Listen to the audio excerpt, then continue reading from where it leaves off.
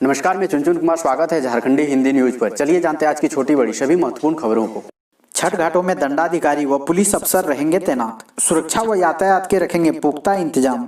राज्य सरकार ने सुरक्षा एहतियातों के साथ छठ करने का आदेश दिया है। इसके बाद छठ घाटों पर सुरक्षा व यातायात को लेकर श्रद्धालुओं को किसी तरह की परेशानी नहीं हो, इसको लेकर डीजीपी ने सभी जिलों के एसपी के लिए निर्देश जारी किया है। उन्होंने कहा कि पुलिस छठ को लेकर पूरी तरह तैयार है। जिस भी घाट पर व्रती छठ कर रहे हैं वहां पर सुरक्षा व यातायात को लेकर किसी तरह की परेशानी नहीं होनी चाहिए। इसके लिए जरूरत के मुताबिक पुलिस बलों की तैनाती की जाए। जहां पर यातायात को लेकर परेशानी हो वहां पर वैकल्पिक मार्गों की व्यवस्था की जा सकती है। रूट भी डाइवर्ट किए जा सकते हैं। डीजीपी ने लोगों से सोशल डिस्टेंसिंग का पालन करते हुए शांतिपूर्ण तरीके से पर्व मनाने की अपील की है।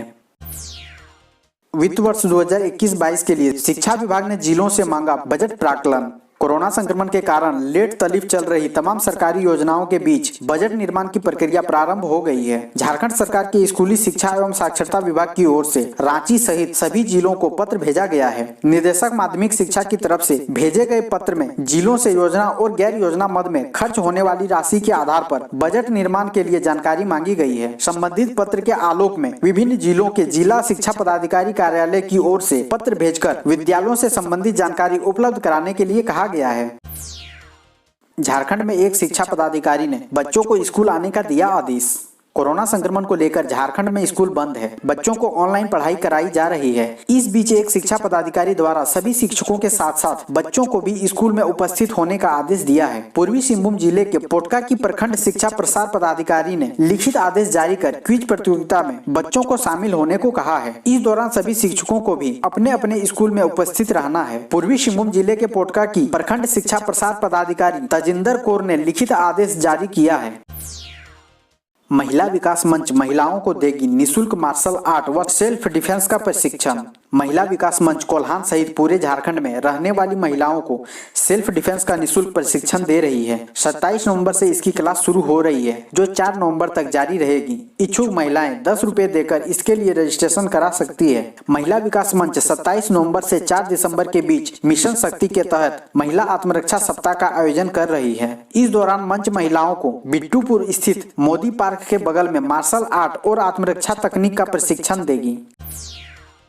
वकालत नहीं करने वाले वकीलों का लाइसेंस रद्द होगा। बार काउंसिल ने मांगी लिस्ट। वकालत नहीं करने वाले वकीलों पर बार काउंसिल ऑफ इंडिया ने शिकंजा कस दिया है। ऐसे वकीलों का अब लाइसेंस रद्द हो सकता है। बार काउंसिल ऑफ इंडिया ने ऐसे वकीलों की सूची बनाने के आदेश दिए हैं जो कोर्ट नहीं आकर दूसरा काम कर रहे हैं। सभी बार संघों से इसकी प्रारंभिक सूची 31 दिसंबर तक बार काउंसिल ऑफ इंडिया को भेजने का निर्देश दिया है। बार काउंसिल ऑफ इंडिया के आदेश के अनुसार प्रत्येक वकील को कम से कम 1 साल में एक वकालतनामा कोर्ट में दायर करना होगा। मतलब साल भर में एक केस तो लड़ना ही होगा।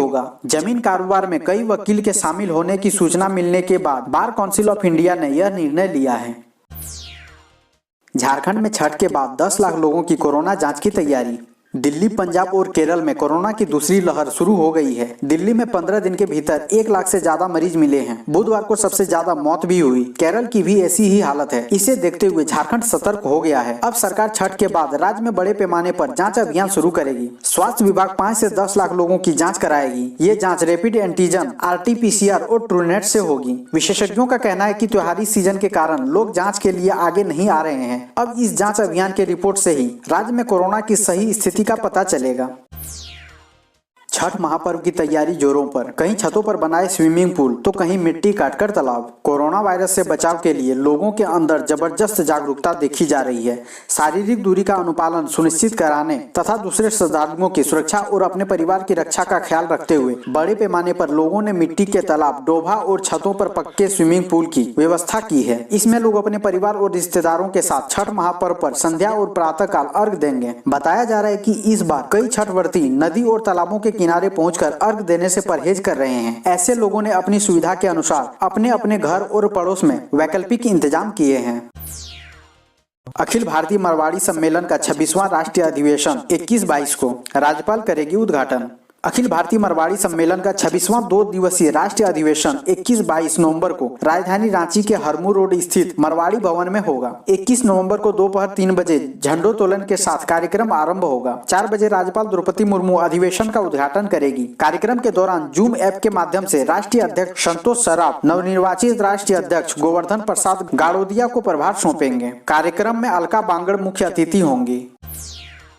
8 महीने बाद सेंट्रल हॉस्पिटल में ओपीडी शुरू, सरप्राइज ऑर्डर से कोयला कर्मियों में खुशी। 8 महीने बाद गुरुवार को एक बार फिर केंद्रीय अस्पताल में आउटडोर सेवाएं शुरू कर दी गई। कोरोना संक्रमण रोकने को लगाए गए लॉकडाउन और फिर केंद्रीय अस्पताल को कोविड-19 हॉस्पिटल बनाए जाने के बाद से ही आउटडोर सेवाएं मैनेजमेंट ट्रेनिंग हॉस्टल में चल रही थी। बीसीसीएल प्रबंधन की मंजूरी के बाद गुरुवार सुबह चिकित्सकों को निर्देश मिला कि वे ट्रेनिंग हॉस्टल के बजाय केंद्रीय अस्पताल पहुंचे। इस सरप्राइज ऑर्डर से कई चिकित्सक आश्चर्यचकित रह गए, लेकिन उन्हें खुशी भी हुई। कोरोना संक्रमित राज्य के वित्त मंत्री की हालत बेहतर, सीएम हेमंत सोरेन मिले। कोरोना से संक्रमित राज्य के वित्त मंत्री डॉक्टर रामेश्वर उरांव का इलाज मेडिका अस्पताल रांची में चल रहा है। उनका हाल जानने के लिए बुधवार को मुख्यमंत्री हेमंत सोरेन अस्पताल पहुंचे। उन्होंने मंत्री का इलाज कर रहे डॉक्टरों की टीम से मुलाकात की और स्वास्थ्य की जानकारी ली। डॉक्टर विजय मिश्रा ने सीएम को बताया कि वित्त मंत्री की स्थिति अभी स्थिर बनी हुई है, उन्हें ऑक्सीजन सपोर्ट की जरूरत नहीं है। 1-2 दिन में एक बार फिर उनका कोरोना सैंपल लिया जाएगा। टेस्ट में यदि रिपोर्ट नेगेटिव आती है तो उन्हें अस्पताल से छुट्टी दे दी जाएगी। इधर एमजीएम अस्पताल चेन्नई में इलाजरत शिक्षा मंत्री जगन्नाथ महतो का स्वास्थ्य भी तेजी से सुधर रहा है। ओलावृष्टि अतिवृष्टि से प्रभावित 5 लाख किसानों को मिलेगा 12 करोड़ रुपए मुआवजा। वित्तीय वर्ष 2020-21 में ओलावृष्टि और अतिवृष्टि से प्रभावित किसानों को सरकार ने राहत देने का निर्णय लिया है। इसके तहत राज्य के लगभग 5 लाख किसानों को उनकी फसलों के नुकसान के एवज में 12 करोड़ रुपए मुआवजा स्वरूप दिए जाएंगे। कृषि मंत्री बादल पत्रलेख और विभागीय सचिव अबू बकर सिद्दीकी ने सभी उपायुक्तों को आदेश दिया है कि वे अपने अपने जिले से किसानों को होने वाली फसल क्षति की रिपोर्ट भेजें। बादल ने कहा कि किसानों को यह मुआवजा राशि कृषि पशुपालन एवं सहकारिता मंत्री और आपदा विभाग के आपसी समन्वय से दी जाएगी। झारखंड के देवीपुर एम्स में नए साल से शुरू होगी ओपीडी सेवा। देवघर जिले के देवीपुर एम्स में नए साल 2021 से ओपीडी सेवा काम करने लगेगा। यह ओपीडी सेवा एम्स कैंपस के आयुष ब्लॉक में संचालित होगी। ओपीडी खुलने से लोगों को चिकित्सा सेवा मिलनी शुरू हो जाएगी। एम्स प्रबंधन इसकी तैयारी में जुट गया है। ये जानकारी गोड्डा सांसद डॉक्टर निशिकांत दुबे ने दी। उन्होंने बताया कि जिस आयुष ब्लॉक भवन में ओपीडी संचालित होगा उसका काम 80% पूर्ण हो चुका है। गोड्डा से भाजपा सांसद डॉक्टर निशिकांत दुबे ने कहा कि जितनी जल्दी एनबीसीसी भवन को हैंड ओवर कर देगा ओपीडी संचालन की प्रक्रिया शुरू हो जाएगी। मुख्यमंत्री की पहल से कोल परियोजना हुई चालू, 2.5 माह से बंद खदान से कोयला खनन शुरू। एनटीपीसी की पकड़ी बरवाडी कोल परियोजना में रेतों की अतिरिक्त 5 लाख रुपए प्रति एकड़ की दर से मुआवजा मिलेगा। अतिरिक्त मुआवजे की राशि 275 करोड़ रुपए होगी। एनटीपीसी और राज्य सरकार के बीच मुआवजा राशि बढ़ाने के मुद्दे पर सहमति बनने के बाद बुधवार को सुबह 6 बजे से कोयला खनन का काम शुरू हो गया। गौरतलब है कि भू अर्जन अधिनियम 2013 के प्रावधानों के अनुरूप मुआवजा भुगतान की मांग को लेकर चल रहे आंदोलन की वजह से 2 सितंबर 2020 से कोयला खनन का काम पूरी तरह से ठप हो गया था। परियोजना के बंद रहने की अवधि में सरकार को कुल 200 करोड़ रुपए का नुकसान हुआ है। 22 नवंबर को मनाया जाएगा स्थापना दिवस, कोरोना वॉरियर्स को किया जाएगा सम्मानित। झारखंड विधानसभा में स्थापना दिवस को लेकर उच्च अधिकारियों के साथ विधानसभा कॉन्फ्रेंस हॉल में बैठक हुई। विधानसभा अध्यक्ष रविंद्रनाथ महतो की अध्यक्षता में बैठक हुई। झारखंड में 22 नवंबर को स्थापना दिवस मनाया जाता है। झारखंड विधानसभा अध्यक्ष रविंद्रनाथ महतो ने कहा कि भव्य रूप से स्थापना दिवस मनाने की परंपरा रही है, लेकिन कोरोना को लेकर इस बार कोई बड़ा आयोजन नहीं किया जा रहा है। सिर्फ सम्मान समारोह का आयोजन किया जा रहा है, जिसमें उत्कृष्ट विधायक, अच्छे काम करने वाले विधानसभा के कर्मी, राज्य के इस सेना में शहीद हुए जवानों और नक्सल घटनाओं में जिनकी शहादत हुई है उन्हें सम्मानित किया जाएगा। साथ ही कोरोना वॉरियर्स और मैट्रिक +2 के टॉपर को सम्मानित किया जाएगा। इस कार्यक्रम में राज्यपाल द्रौपदी मुर्मू, मुख्यमंत्री हेमंत सोरेन, सभी मंत्री और विधायक भी शामिल होंगे। अब रिम्स के विद्यार्थी को पढ़ा सकेंगे निजी चिकित्सक, संस्थान करेगा भुगतान। रांची स्थित रिम्स के नए निदेशक डॉक्टर कामेश्वर प्रसाद नई पहल करने जा रहे हैं। इससे रिम्स में चिकित्सा शिक्षा और बेहतर होगी। रिम्स के डॉक्टरों के अलावा बाहरी डॉक्टरों से मेडिकल स्टूडेंट ज्ञान अर्जन कर सकेंगे। नवनियुक्त निदेशक डॉक्टर कामेश्वर प्रसाद ने बताया कि शिक्षण कार्य को बेहतर करने के लिए रिम्स में पढ़ाने के लिए निजी चिकित्सकों से भी सेवा ली जाएगी। ये गेस्ट फैकल्टी के तौर पर रिम्स में पढ़ा सकेंगे। इन्हें प्रबंधन द्वारा शुल्क का भुगतान किया जाएगा। डॉक्टर कामेश्वर प्रसाद ने कहा कि प्राइवेट में भी एक से बढ़कर एक चिकित्सक हैं। अगर वे रिम्स के के स्टूडेंट को पढ़ाने में रुचि लेंगे तो इसका फायदा सीधे तौर पर रिम्स के MBBS और पोस्ट ग्रेजुएशन के छात्र छात्राओं को मिल सकेगा। धनबाद के बाद अब गढ़वा में भी 34 लाख का छात्रवृत्ति घोटाला। डंडई प्रखंड के 2 निजी स्कूलों में नेशनल स्कॉलरशिप पोर्टल के जरिए अल्पसंख्यक विद्यार्थियों को मिलने वाली छात्रवृत्ति में करीब 34 लाख रुपए का फर्जीवाड़ा सामने आया है। इसमें जरही गांव के ऑक्सफोर्ड पब्लिक स्कूल से 141 और एक अन्य निजी स्कूल के 177 विद्यार्थियों को छात्रवृत्ति देने की बात कही जा रही है। ये सभी विद्यार्थी 6ठी से 8वीं तक के बताए जा रहे हैं। खास बात यह है कि इनमें से कोई भी विद्यार्थी उक्त दोनों स्कूल में नहीं पढ़ता है और न ही इन दोनों स्कूलों में 8वीं कक्षा की पढ़ाई होती है। जानकारी के अनुसार दोनों स्कूलों के 10,700 रुपए प्रति अल्पसंख्यक छात्रों के हिसाब से राशि दी गई है। इस प्रकार करीब 34 लाख रुपए का घोटाला हुआ है।